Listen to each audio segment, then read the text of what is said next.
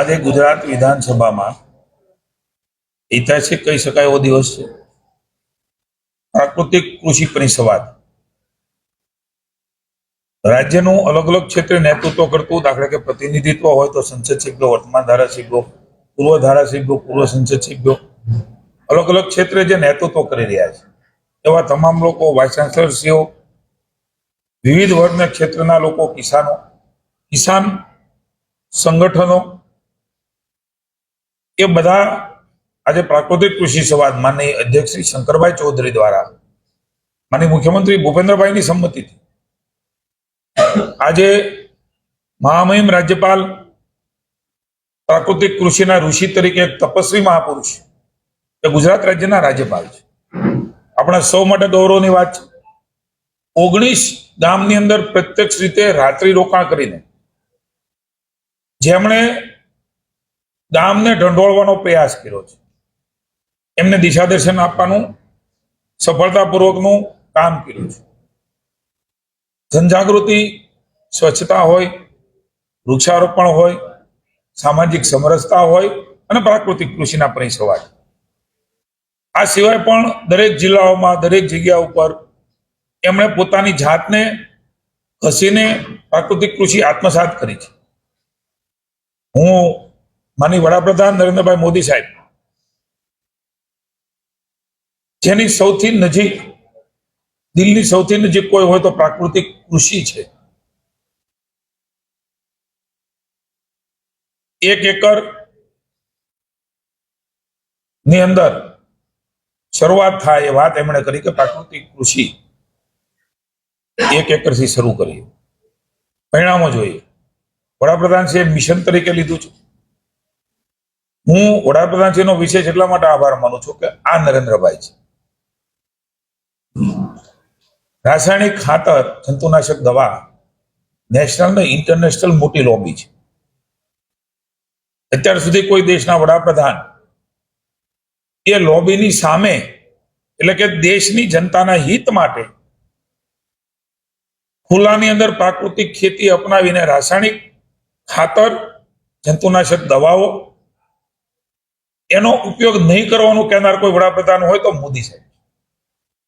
અને એટલે આપણે કહીએ છીએ કે દેશ હિત માટે, દેશ માટે જીવનાર વ્યક્તિ એ મોદી સાહેબ છે। અનેકવિધ યોજનાઓનો લાભ આપીને ગઈકાલે મુખ્યમંત્રીશ્રીએ 7 કરોડ રૂપિયા, 35,000 નવા ખેડૂતો ગુજરાતમાં એ પ્રાકૃતિકને જોડાયા, એમને મદદ કરી ભારત સરકાર દ્વારા, ભારત સરકારની નીતિ દ્વારા। એક સિઝનની 2 સિઝન એમને બીજા પણ 2001 બીજી સિઝનમાં મળશે। રાજ્ય સરકાર ગાય માટે રકમ આપે છે, એના નિભાવ માટે રકમ આપે છે,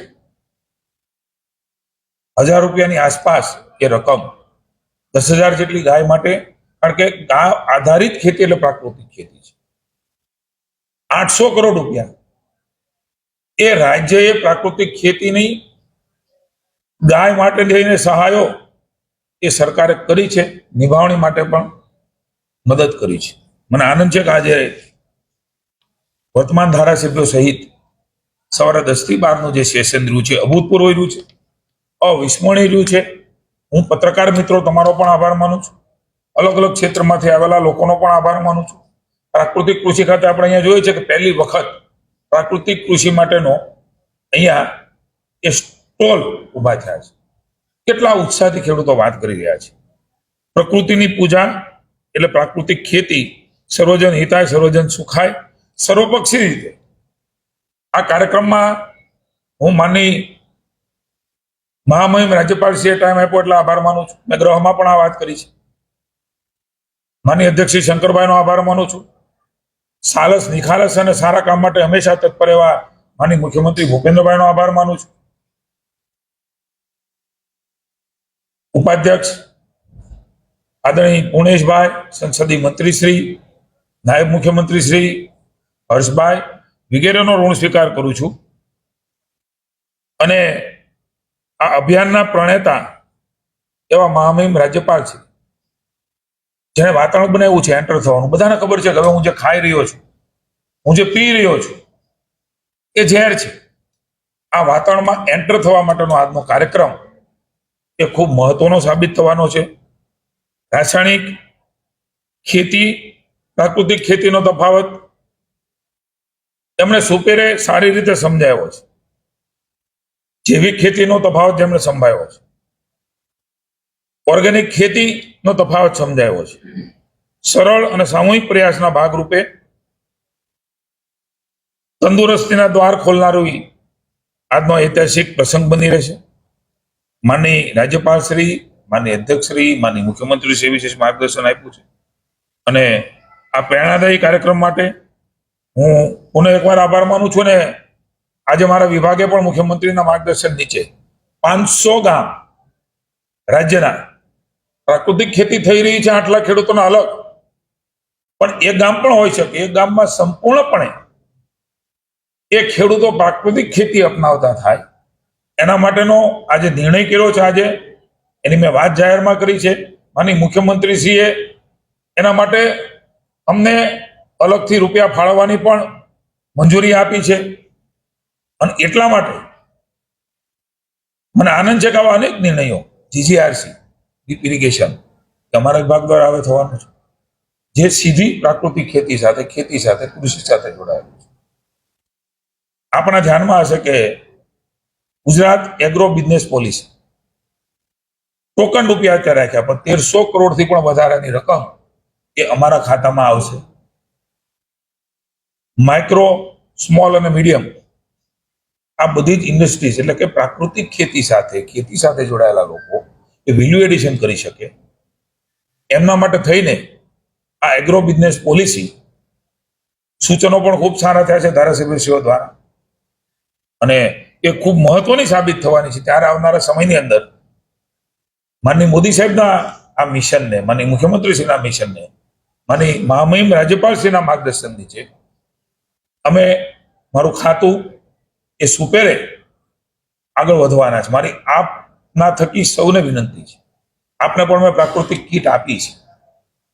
મિત્રો, જેને સમજ છે, સમજી રહ્યા છે એ બધા જ લોકો પોતાના ઘરની અંદર રસોડામાં કે મસાલા સહિતની પ્રાકૃતિક ચીજ વસ્તુનો ઉપયોગ કરીશું તો આપણી ભવિષ્યની પેઢી, વર્તમાન પેઢીને અનેક રોગોથી બચાવીશું. મારે કહેવું જોઈએ, હું કોઈ આપણા માધ્યમથી ડરાવવા કોઈ નથી માંગતો, પણ હકીકત આપની સામે મૂકું છું.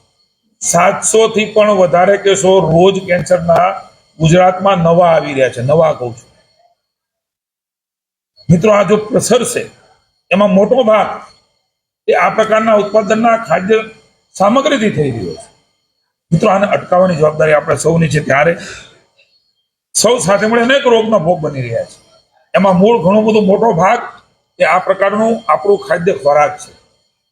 એમાં રાસાયણિક ખાતર, જંતુનાશક દવાથી બનેલા ફળ ફળાદી, શાકભાજી, કઠોળ આ બધું જ મહત્વનું છે. ત્યારે હું આપના માધ્યમથી ગુજરાતની જનતાને કહું છું, આવો સાથે મળીને સામૂહિક પ્રયાસ કરીએ. તમામ નેતાઓને પણ હું કહું છું, સામૂહિક પ્રયાસ કરીએ. આ તકે કોંગ્રેસ, આપ, ભાજપ, જગદીશભાઈનો પણ વિશેષ આભાર માનું છું.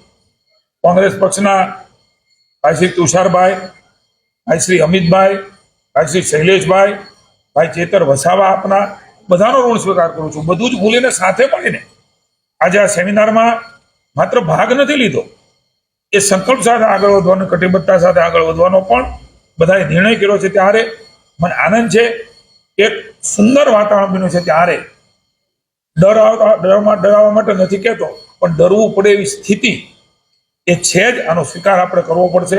સૌ સાથે મળીને આ પ્રાકૃતિક ખેતીનો ઉપયોગ કરીને વધારે ઉત્પાદન ખેડૂતોને થાય, વધારે આવક થાય અને અનેક જિંદગીઓ બચી શકે એનો કોઈ પણ ઈલાજ હોય તો મોદી સાહેબે પણ કહ્યું છે કે માત્ર ને માત્ર એ પ્રાકૃતિક ખેતીથી ઉત્પાદન થતી ચીજ વસ્તુઓ, ફળ ફળાદી, કઠોળ, આ જ એનો ઈલાજ છે. ત્યારે આજનો આ સેમિનાર અતિ મહત્વનો સાબિત થવાનો છે.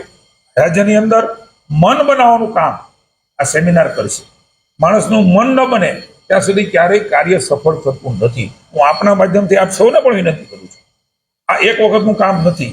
આ વારંવાર કહેવાથી માણસનું મન એ બનશે ને મન બનશે તો મન બદલાશે, અને બદલાશે તો એ પ્રાકૃતિક ખેતી તરફ અથવા તો પ્રાકૃતિક ઉત્પાદન જે છે એને વાપરવા માટેના પ્રયાસ કરશે. અમે નક્કી કર્યું છે પ્રાકૃતિક ખેતીનું ઉત્પાદન થાય, એ ઉત્પાદન વેચવા માટેની જગ્યાઓ મળે, એ ઉત્પાદન વેચવા માટે સર્ટિફિકેટ માની અમિતભાઈ શાહે એક પ્રયોગશાળાની અંદર સર્ટિફિકેટ મળે એની પણ વ્યવસ્થા મોદી સાહેબના નેતૃત્વમાં આપણા ગૃહમંત્રી અમિતભાઈ શાહે કરી છે. રાજ્ય અપનાવી રહ્યું છે. અને મારી પુનઃ એકવાર વિનંતી છે, આપણે સૌ સાથે મળીને આવનારા સમયની અંદર પ્રાકૃતિક ખેતી, પ્રાકૃતિક ચીજ વસ્તુનો ઉપયોગ જેમ સ્વદેશીનો કરીએ છીએ એ પ્રકારે આપણે સાથે મળીને કરીએ અને એક સુંદર મજાના વાતાવરણ સાથે આવતીકાલ સુધારવા માટે આપણે સૌ કટિબદ્ધ બનીએ. પુનઃ એકવાર હું વિધાનસભાની અંદર માનનીય અધ્યક્ષશ્રી, માનનીય મુખ્યમંત્રીશ્રી, કોંગ્રેસ, આપ, ધારાસભ્યો, પૂર્વ સૌ મંત્રીશ્રીઓ, પૂર્વ ધારાસભ્યો, MP, પૂર્વ MP તમામ લોકોએ જે સહયોગ આપ્યો છે હું સૌનો આભાર માનું છું. અને પુનઃ એકવાર કટિબદ્ધતા સાથે અમારો વિભાગ આમાં સંપૂર્ણપણે તૈયારી સાથે એનું પેકેજની બાબત હોય, એને માર્કેટ આપવાની બાબત હોય, એના માટે અમારા વિભાગ દ્વારા આવનારા સમય માટે આજના સેમિનાર એ માર્ગદર્શિકા બની રહેશે. તે પ્રમાણે અમે કામ કરીશું. Thank you.